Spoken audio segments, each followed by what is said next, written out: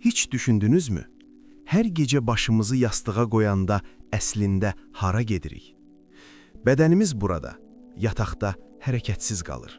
Nəfəsimiz yavaşlayır, amma ruhumuz bədən qəfəsindən çıxır və sonsuz bir səyahətə başlayır. Peyğəmbərimiz sallallahu aleyhi və səlləm buyurur, yuxu ölümün kiçik qardaşıdır. Nə qədər dəhşətli və eyni zamanda nə qədər möhtəşəm bir bənzətmə. Hər yuxu əslində qısa bir ölümdür. Hər oyanış isə yeni bir dirilişdir. Bəs o sirli aləmdə nələr görürük? Bəzən gələcəkdən xəbər gətirən müjdələr, bəzən keçmişin qapanmayan yaraları, bəzən isə danışılması qadağan olunan, danışılarsa həyatımızı zindana çevirəcək qorxulu sirlər.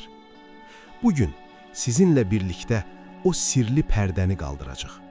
Bugün bu videoda yuxuların gizli dilini öyrənəcəyik. Niyə bəzi yuxuları suya danışmaq lazımdır? Niyə bəzi yuxuları ən yaxın dostuna belə demək olmaz? Həzrəti Yusifi quyuya salan yuxu nə idi? Və İmam Əlinin yuxular haqqında tükləri ürpərdən xəbərdarlıqları nələrdir? Yuxuları anlamaq üçün əvvəlcə bilməliyik ki, hər gördüyümüz görüntü yuxu deyil. Kainatın əfəndisi Həzrəti Muhammed sallallahu aleyhi və səlləm yuxuları 3 yerə ayırır. Bunu bilməyən insan zəhəri şərbət bilib içən kimidir. Birinci növ, nəfsin danışıqları, qarışıq yuxular. Gün ərzində nəyi çox düşünürsənsə, nədən qorxursansa, beynin gecə sənə onu göstərir. Acsan, yemək görürsən, susuzsan, bulaq görürsən. Bu yuxuların heç bir mənası yoxdur. Bunlar sadəcə beynin zibilləridir. Bunları yozmaq vaxt itkisidir. İkinci növ, şeytani yuxular, kabuslar. Bax, əsas təhlükə buradadır. Şeytanın insan üzərindəki əsas məqsədi nədir bilirsinizmi? Onu kədərləndirmək. Qurani Kərimdə buyurulur, gizli söhbətlər və pis yuxular iman gətirənləri kədərləndirmək üçün şeytandandır. Əgər yuxuda hündürdən yıxılırsansa, ilanlar, əqrəblər görürsənsə, əzizlərinin öldüyünü görüb ağlayaraq oyanırsansa, bil ki, bu şeytanın oyunudur. O sənin enerjini oğurlamaq istəyir. Və sən oyanıb bu yuxunu kiməsə danışsan, şeytanın planını tamamlamış olursan. Üçüncü növ, rahmani yuxular, sadiq yuxular. Bunlar Allahdan gələn müjdələrdir. Peyğəmbərliyin 46-da bir hissəsidir. Bu yuxular çox aydın olar. Oyananda insanı hüzur bürüyər. Sanki o hadisəni doğrudan yaşamısan. Amma ən böyük imtahan məhz bu gözəl yuxulardadır. Gözəl yuxunu hər kəsə danışmaq olarmı? Xeyr, qətiyyən xeyr.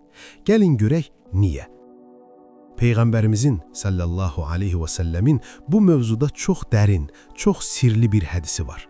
Bunu hər kəs bilmir.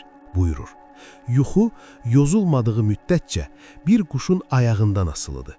Danışıldığı və yozulduğu an o quşun ayağından düşər və gerçəkləşər. Təsəvvür edirsinizmi? Gördüyün yuxu hələ formalaşmamış bir enerjidir. O havada asılı qalıb. Nə xeyirdir, nə şər. Onun taleyi sənin dilinin ucundadır. Sən onu danışdığın an ona bir don geyindirirsən.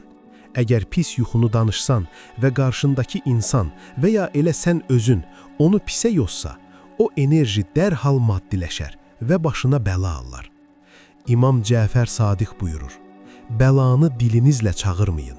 Yuxunu şərrə yozmaq qəzanı çağırmaqdır. Bir misal çəkək. Bir insan yuxuda görür ki, dişləri tökülüb. Qorxu içində oyanır. Əgər susarsa, sədəqə verərsə, bu yuxu ona toxunmaz. Amma götürüb anasına zəng edər, ana, yuxuda dişim tökülmüşdü. Anası da cahillik edib deyər, vay, diş tökülmək ölümdür, görəsən kim öləcək? Bitdi. Artıq o ox yaydan çıxdı. Siz öz dilinizlə o mənfi enerjini həyatınıza dəvət etdiniz. Buna görə də Peyğəmbərimiz sallallahu aleyhi və səlləm əmr edir. Pis yuxu görən də sus, heç kimə danışma. Yuxunu gizlətməyin vacibliyini anlamaq üçün Qurani Kərimin Əhsənul Qəsəs adlandırdığı Yusif surəsinə baxmalıyıq. Balaca Yusif bir gecə möhtəşəm bir yuxu görür. 11 ulduz, günəş və ay ona səcdə edir. Bu gələcəkdə onun peyğəmbər və sultan olacağının xəbərçisi idi. Oyanan kimi qaçıb atası Yaqub peyğəmbərə danışır. Atası Yaqub əleyhissalam nə deyir? Diqqət edin, oğlum, yuxunu qardaşlarına danışma, yoxsa sənə hiylə qurarlar. Şeytan insanın açıq düşmənidir. Sual yaranır, Yusifin qardaşları kafir idimi? Yox, onlar da peyğəmbər oğulları idi. Amma Yaqub bilirdi ki, həsəd, yəni paxıllıq elə bir xəstəlikdir ki, qardaşı qardaşa düşmən edər. O bilirdi ki, gözəl yuxunu qısqanc insana danışmaq o yuxunun nurunu söndürər. Bugün bizim həyatımızda da belə deyilmi? Sən yuxuda görürsən ki, gözəl ev almısan və ya işin düzəlib, səhər durub bunu paxıl bir qonşuya və ya səni istəməyən bir qohuma danışırsan. O sənə gülümsüyür, nə gözəl deyir, amma içindən niyə o, mən yox, deyə bir qara enerji göndərir. Və bir də görürsən ki, o işin düzəlmədi. O xeyir sənə gəlmədi. Səbəbkar kimdir? Sən özün. Çünki İmam Əli buyurur, sirrini qorumaq sənin əlindədir. Amma sirrini yaydıqdan sonra sən onun əsiri olursan. Yuxunu səhv adama danışmağın fəsadı haqqında tarixdə çox ibrətamiz hadisələr var. Peyğəmbərimizin dövründə bir qadın yaşayırdı. Əri ticarət üçün uzaq səfərlərə gedərdi. Bir gün bu qadın yuxu gördü. Evinin əsas dirəyi qırılır və uşağı tək gözlü doğulur. Qorxu içində Peyğəmbərimizin yanına gəldi. Rəsulullah gülümsədi və dedi, qorxma, evinin dirəyi qırılması ərinin səfərdən sağ-salamat qayıtmasıdır. Tək gözlü uşaq isə salih bir oğlan olmasıdır. Həqiqətən də belə oldu. Əri gəldi, oğlu oldu. Bir müddət sonra qabın eyni yuxunu yenə gördü. Yenə Peyğəmbərə gəldi, o yenə xeyrə yozdu, hər şey gözəl oldu. Üçüncü dəfə qadın eyni yuxunu gördü. Qaçıraq gəldi, amma bu dəfə Peyğəmbəri tapmadı. Yolda bədbin, cahil bir qadınla rastlaşdı və yuxusunu ona danışdı. O qadın dedi, vay, evinin dirəyi qırılıb, deməli ərin öləcək. Tək gözlü uşaq, deməli uşağın şikəst olacaq. Qadın ağlayaraq evə getdi. Və çox keçmədi ki, xəbər gəldi, əri ölmüşdü. Bu xəbər Peyğəmbərə çatanda çox kədərləndi və o məşhur sözü dedi, yuxu ilk yozanın dilindədir. Əgər o qadın xeyrə yozsaydı, xeyir olardı. Kaş ki bilmədiyiniz şeyi danışmazdınız. Əziz izləyici, yuxunuzu kimin ovucuna qoyduğunuza diqqət edin. Cahilə, bədbinə, paxıla yuxu danışmaq, öz hökmünü özün verməkdir. Bəs biz nə etməliyik? Gəlin, addım-addım Peyğəmbərimizin sallallahu aleyhi və səlləmin tövsiyələrini öyrənək. Gecə qorxulu, sıxıntılı bir yuxudan oyandınız. Qəlbiniz döyünür, tər içindəsiniz. Nə etməlisiniz? Sığının. Əuzu billahi minəşşeytanirracim və min şərli hədihir-rü'yə. Qovulmuş şeytandan və bu yuxunun şərrindən Allaha sığınıram, deyin. Çevrilin, yatdığınız tərəfi dəyişin.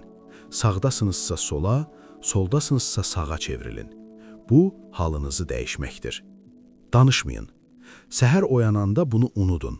Əsla, amma əsla heç kimə deməyin. Hətta suya belə danışmayın. Sadəcə unudun.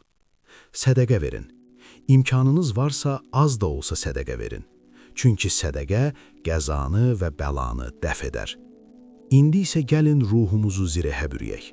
Gecə yatmazdan əvvəl bu qısa əməlləri etsəniz, Allahın izni ilə nə şeytan, nə də pis yuxular sizə yaxın düşə bilməz. Həzrəti Əli əleyhissalam buyurur, dəstəmazsız yatağa girən gecəni ölü kimi keçirər. Mümkünsə dəstəmaz alın və bu 3 surəni oxuyun. İxlas, Fələq, Nas. Gəlin birlikdə qəlbən bu duaları təkrar edək. Ya Rəbbim, bizi şeytanın vəsvəsəsindən qoru. Yuxularımızı xeyirli, oyanışımızı bərəkətli et. Bizi həsəd aparanların nəzərindən hifz et. Bu qısa zamanı dünya işlərinə yox, öz mənəviyyatına ayırdığın üçün sən çox dəyərlisən, əziz dostum.